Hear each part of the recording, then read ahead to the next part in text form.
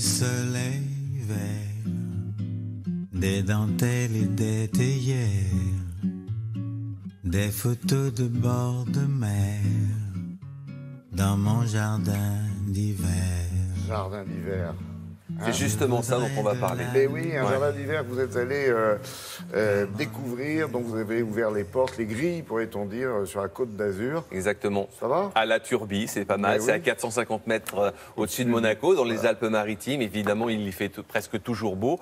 Et on a découvert une coupole extraordinaire qui a été construite par Gustave Eiffel et qui a été rénovée il y a pas longtemps et qui abrite d'anciennes gloires, on va dire, d'anciennes plantes d'intérieur qui à l'époque étaient vraiment méconnues. Alors cette coupole, elle est attenante à un hôtel qui a vraiment un palace, on va dire, qui a été abandonné pendant longtemps et qui a été après alloté en plusieurs appartements. Et cette coupole, vraiment, elle est extraordinaire parce qu'on a réussi à la réhabiliter comme dans le temps. Alors avant c'était du verre, voilà, c'était du verre. Maintenant c'est devenu du polycarbonate, mais on conserve le style Belle Époque, hein, un style Belle Époque avec il y a des peintures, etc. Avec très peu de plantes, mais vous allez voir ces plantes-là, on les retrouve. Pourquoi on les retrouve? Parce que déjà elles faisaient partie de cette époque-là, mais surtout elles sont hyper résistantes et puis elles mettent le lieu en valeur. Regardez. Surplombant la principauté de Monaco à 1150 mètres d'altitude, comme un balcon suspendu au-dessus de la Méditerranée, la petite ville de la Turbie semble flotter dans l'azur. Aujourd'hui, je pousse les portes d'un lieu remarquable et méconnu. Une serre géante enclavée en plein cœur d'une résidence inscrite par les Bâtiments de France au répertoire des monuments historiques.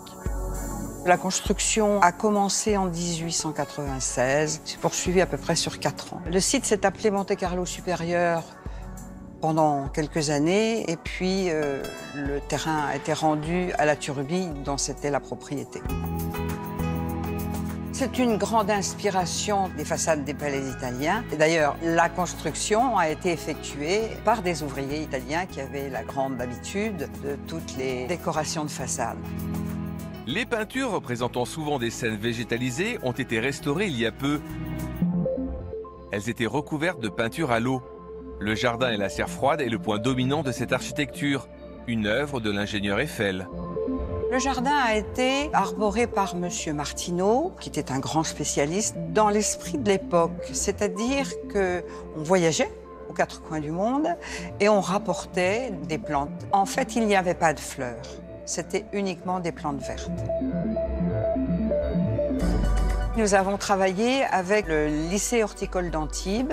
Nous avons gardé l'idée de ne remettre que des plantes de la Côte d'Azur. C'est pas un arboretum, parce que, bien entendu, on n'a pas tous les arbres qu'il faut, mais c'est toutes les plantes grasses, surtout les succulentes, les crassoulas, les aloe vera et certaines plantes qu'on trouve en Afrique quand même aussi, ce qu'on appelle les lys de cristal. L'originalité à l'époque, c'était de réaliser des grottes accueillant les plantes des voyageurs.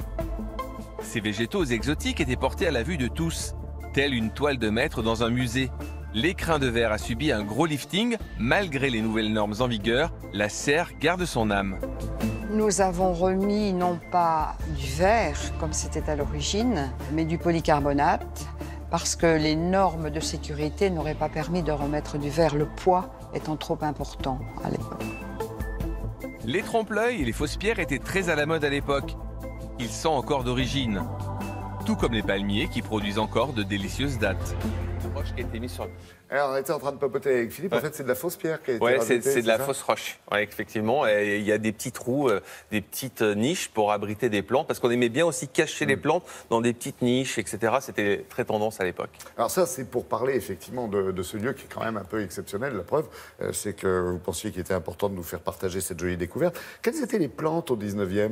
Alors elles les étaient, mêmes ficus, ouais. monstera, philodendron, les néphrolepis. C'est des plantes qu'on connaissait pas vraiment et lorsque les gens prenaient leur thé dans cette coupole, eh bien ils découvraient aussi ces plantes venues d'ailleurs, ces plantes exotiques qui aujourd'hui sont plutôt classiques. Alors est-ce qu'on peut dire justement que c'est grâce à ce genre de lieu que l'on a pu faire la connaissance de ces plantes qui venaient d'autres Exactement, lieux, les lieux publics ont permis justement de faire connaître ces plantes. Puis lorsqu'une plante arrivait d'un pays en bateau au 18e ou au 17e, ben, les gens les attendaient attendait comme des stars. c'est ça, ça C'était avait plus de c'était valeur le qu'aujourd'hui, festival de presque. Cannes de la plante. On l'attendait, Bravo. le Jingo Biloba qui arrivait, etc. C'était des stars, les plantes à l'époque. Alors, rapidement, un petit conseil, c'est bon dès l'automne de rapprocher ces plantes de la vitre. de Oui, la le fenêtre, soleil est plus bas, on peut les Ouais. rapprocher plus de la vitre et surtout on les tourne tous les 15 jours, 3 semaines pour que tout le feuillage bénéficie de la lumière. Ouais, puis ça risque pas de cramer, quoi. Non. Bon, Moins. ok. Merci, Philippe.